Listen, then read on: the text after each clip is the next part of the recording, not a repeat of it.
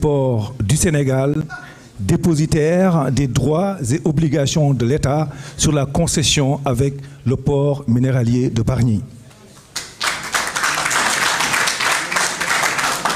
C'est une très, très grande marque de confiance. Tant que la station régorge une mission très challengeante, très délicieuse du point de vue de l'engagement sacerdotal au travail. Cher Wali, nous avons échangé depuis plus de 10 jours sur les questions du port avec une approche cordiale que j'ai beaucoup appréciée. Nous avons ensemble travaillé à converger vers une passation de services que j'ai laissé le format à votre choix. Et vous l'avez fait tel qu'on l'avait prévu, je vous en remercie. Vous êtes le patron du port de Dakar, le site de Dakar. Vous êtes désormais le patron du port de Dakhonga-Foundiougne. Vous êtes le patron du port de Kaolack.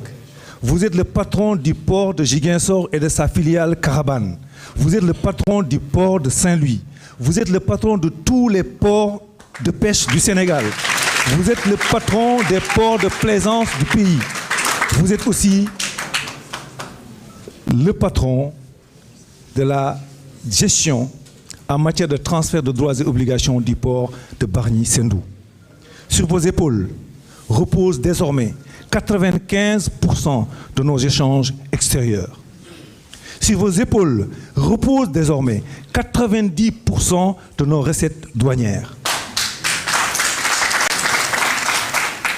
Je ne peux confirmer que vous êtes dépositaire d'une très grande marque de confiance des autorités du pays. J'ai dit à mes équipes que vous êtes une chance pour le port. Vous avez une proximité avec le Premier ministre Ousmane Sonko qu'on peut...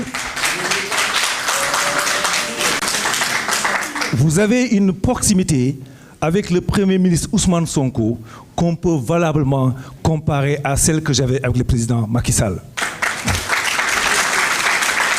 C'est un ressort que les portuaires doivent mettre à profit pour que votre posture serve à faire sauter les verrous administratifs, parce que les compétences du port sont certifiées et aussi le port est un condensé de compétences pour conduire les destinées de la mission.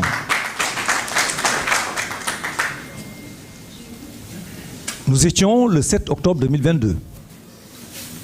Le port autonome de Dakar traversait une situation de congestion sans précédent qui découlait d'un retard inacceptable et non confortable pour l'économie de 183 navires qui étaient en rade avec un temps moyen de séjour de 60 jours, payant $30 000 par jour par navire. 114 milliards de francs CFA étaient sur le dos du panier de la ménagère.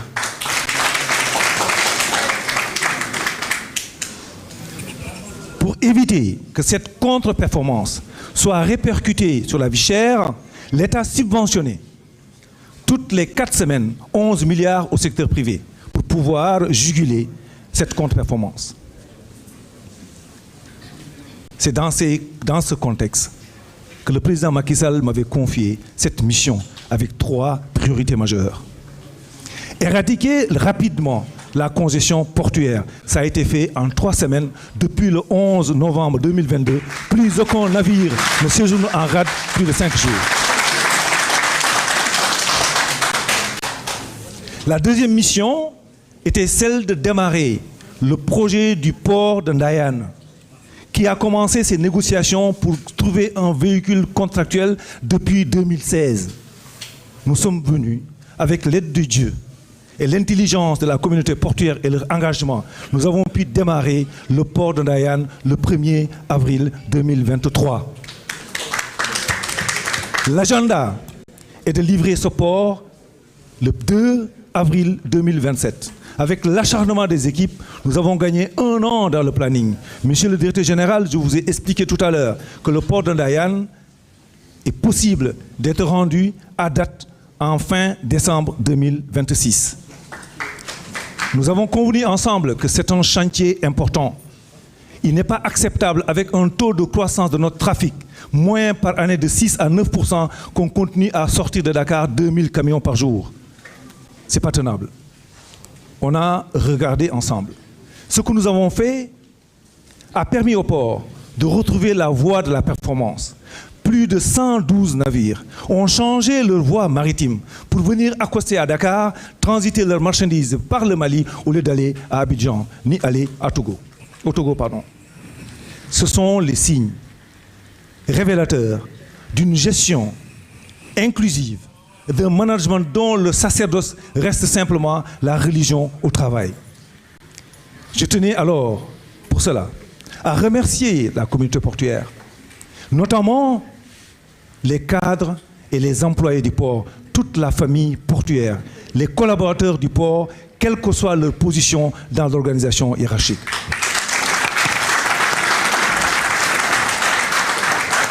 Le port dispose de 27 directions opérationnelles.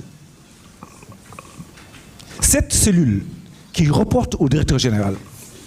M. Nian qui gère l'audit, Mme Khadika qui gère le contrôle de gestion et le pilotage de la performance, Mme Seydi qui gère le PMO, donc la gestion des projets, Mme Kandji, l'environnement, la qualité, l'hygiène et la sécurité qui nous a valu les meilleurs certificats et de reconnaissance de notre système de management sécuritaire par les plus grandes références au monde.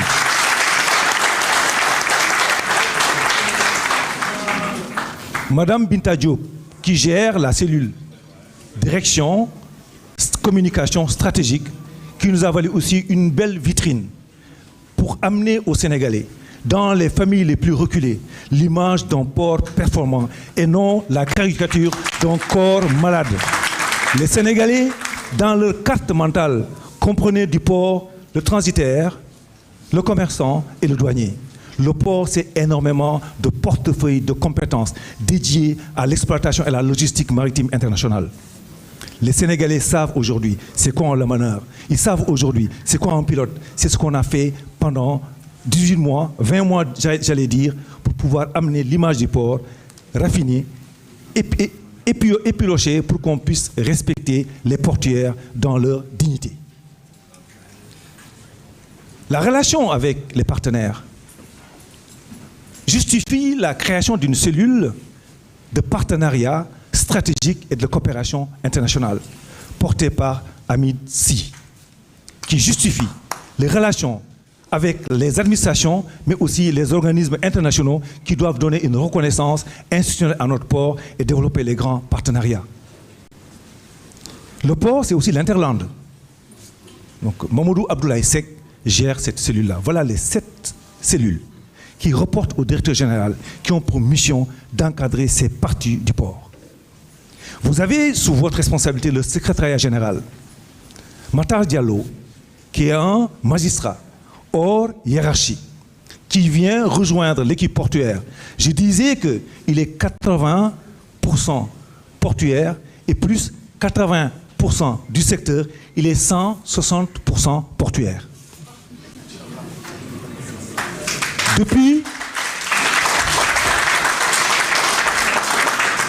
Depuis 10 ans, il est secrétaire général du ministère des Pêches, des infrastructures maritimes et portuaires. Depuis 10 ans, il est administrateur au conseil d'administration du port autonome de Dakar. Profil ne saurait être mieux pour conduire le poste ou la station de secrétaire général du port. Daouda Tall, qui gère les moyens généraux. Pedro Sow, qui gère la cellule juridique. C'est Pedro, hein? Et M. Biaï, qui gère la cellule passation des marchés. Nous venons de recevoir le rapport de la RMP sur l'audit de passation des marchés du port 2022. Nous avons eu des félicitations, aucune mention et observation sur la façon dont nous avons traité nos marchés au port en 2022. Félicitations, Biaï. Le rapport de la RMP de la gestion de 2023 est sous presse. Aucune remarque, aucune observation. Voilà les 3 cellules qui sont portées au niveau du secrétariat général. Le port, c'est l'exploitation. Le port, c'est le haut commandement.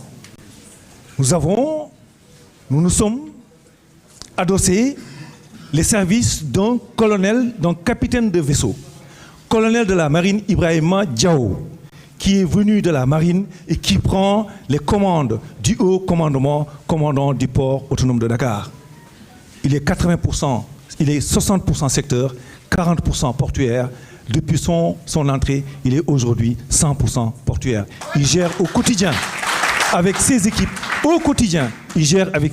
les problématiques de la gestion portuaire. À ce soir, j'ai demandé, tout à l'heure, j'ai posé la question, aucun navire n'attend en rade.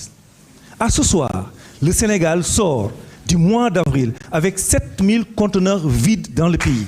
À ce soir, le taux de remplissage du terminal à conteneurs est de 76%. Je donne la garantie.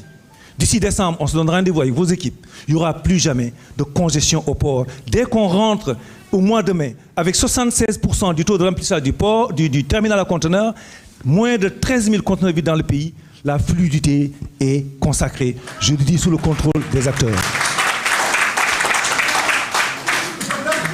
C'est le travail de la direction des exploitations. Amadou Racine Dia.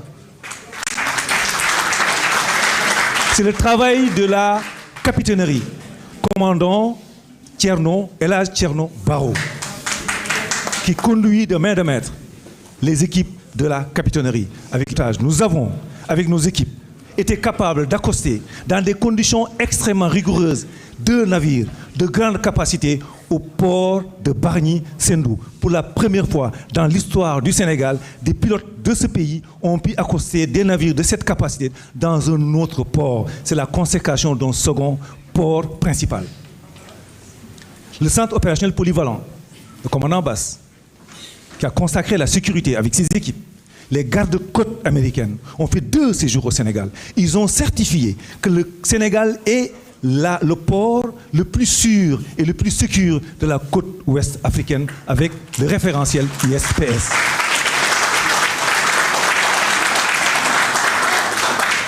Récemment, avec un travail soutenu, Madame Mbaké Seynabou a pu organiser avec Kosama le retour à la liaison maritime Dakar-Ziguinchor après un arrêt de plus de 6 mois.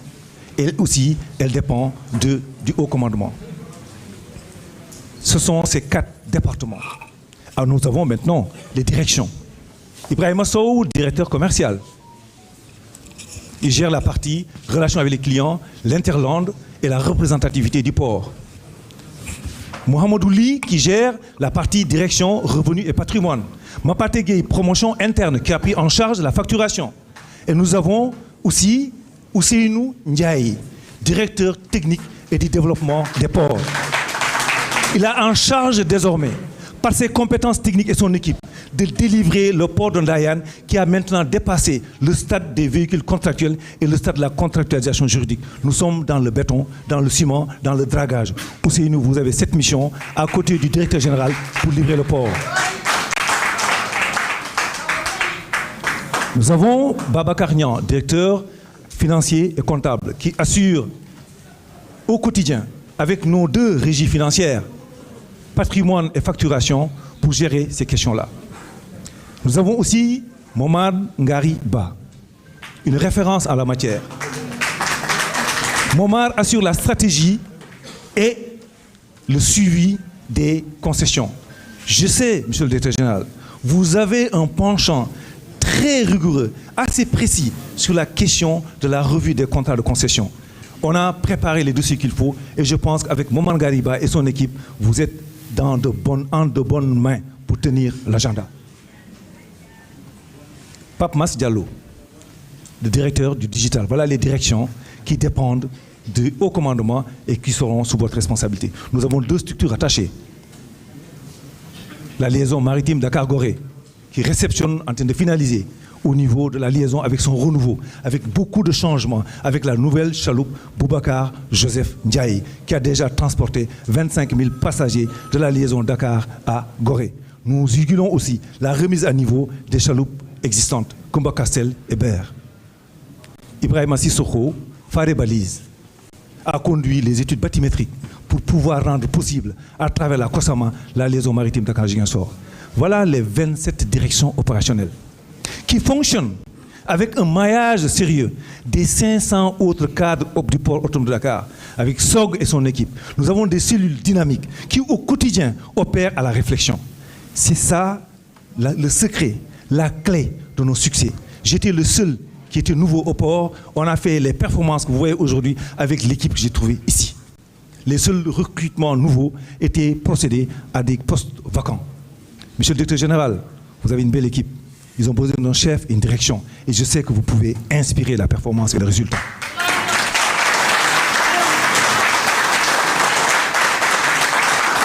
Pour 2023, 2022, on a fait les plus belles performances du port, avec un résultat net de plus de 75,15 milliards de francs CFA.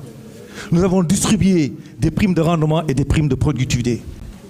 En 2023, l'année qui est passée, nous avons terminé avec une valeur ajoutée de 50,51 milliards de francs CFA, un chiffre d'affaires de 70,79 milliards de francs CFA.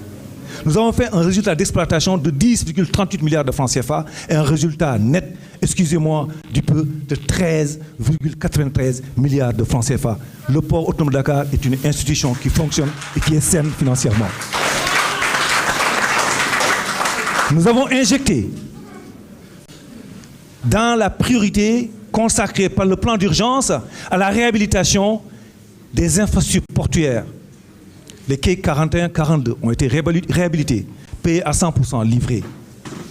Le môle 3 a été livré le 25 octobre 2022. Il consacre la bonne liaison avec les Maliens. Nous avons à ce matin 7 quais disponibles pour accoster des navires. Monsieur le directeur général, je tenais à rendre grâce à Dieu de m'avoir donné la chance de servir mon pays pendant 10 ans, 11 ans, 8 mois. 10 ans à l'APIX, nous avons rendu les meilleurs et les plus grands chantiers de l'histoire du Sénégal indépendant.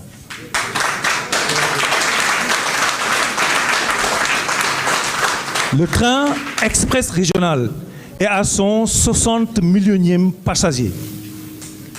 Nous avons pu livrer les connexions autoroutières et les connexions routières du pays.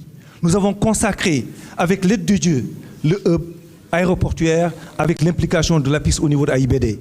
Nous avons eu la chance et l'honneur de pouvoir donner au Sénégal ses premières notes au niveau du Doing Business pour avoir été classé à 3 reprises et de manière consécutive meilleur réformateur au monde au niveau de l'environnement des affaires.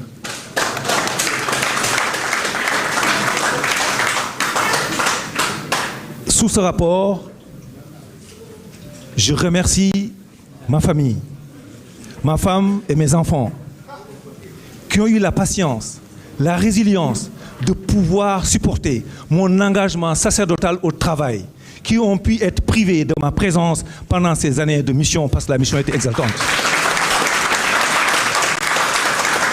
Je remercie sincèrement la communauté portuaire.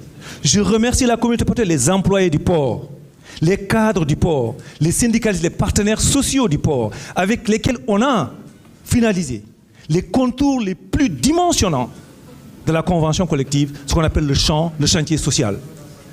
J'en ai parlé au DG Wali Diouf Bodian. Il connaît le chantier, il est bien dans ce terrain-là. Je pense qu'il vous accompagnera parce qu'il a très bien compris et très vite compris ce que je voulais dire. Je voulais aussi remercier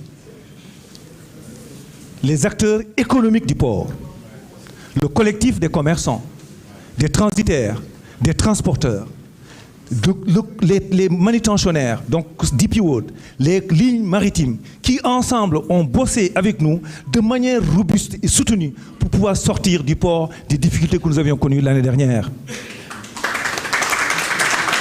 Nous avons pu stabiliser avec ces partenaires un pacte de stabilité sociale. Les uns ont fait des sacrifices, les autres ont tendu la main pour qu'on puisse le 13 novembre 2023 consacrer définitivement le seul levier de négociation et de concertation reste le dialogue au port et plus jamais la grève. Je le dis devant le directeur général et je le dis devant les partenaires. C'est la concertation avec le monsieur le directeur général pour faire avancer le port. Je voudrais remercier aussi SATS et Sympost, les patrons des dockers. Nous avons enrôlé le 1er février 2023 2000 dockers, que les gens confondent enrôlement et embauche. Et j'ai dit au port, comme c'est une famille, n'importe quel segment de la famille peut arrêter le fonctionnement du port.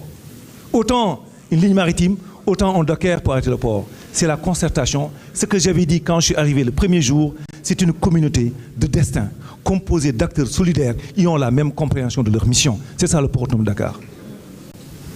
Mes enfants, je tenais à rendre un vibrant hommage, une reconnaissance éternelle à son Excellence le Président Macky Sall, qui m'a fait confiance.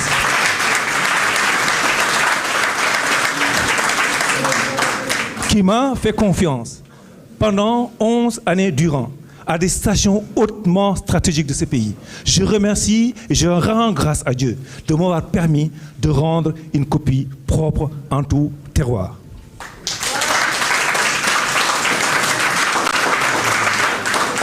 Ainsi va la vie. Je souhaite à Wally plein succès et pleine réussite. Je souhaite à Wally d'incarner au niveau du port autonome de Dakar les éléments du chapitre 12 du projet pour un Sénégal uni, souverain, juste et prospère. Le chapitre 12 et aussi le paragraphe 5 qui parle de la stratégie nationale portuaire. Je souhaite que vous apportiez la meilleure réponse à la problématique maritime du Sénégal. Je vous souhaite plein succès. Je souhaite plein succès aux autorités du pays pour pouvoir conduire notre pays dans la prospérité. En tout cas, à date et à terme, les choses se passent bien. Wally, toutes mes félicitations. Les portuaires, Djarangen Diouf, je vous remercie.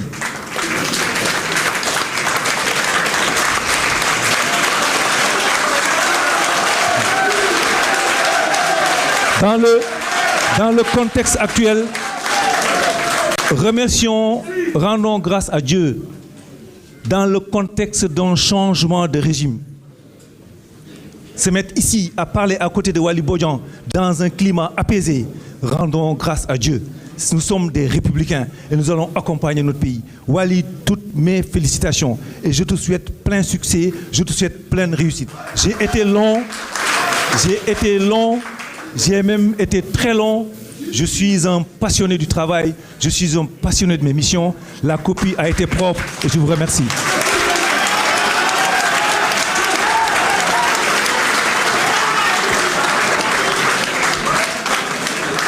Jërëjëf.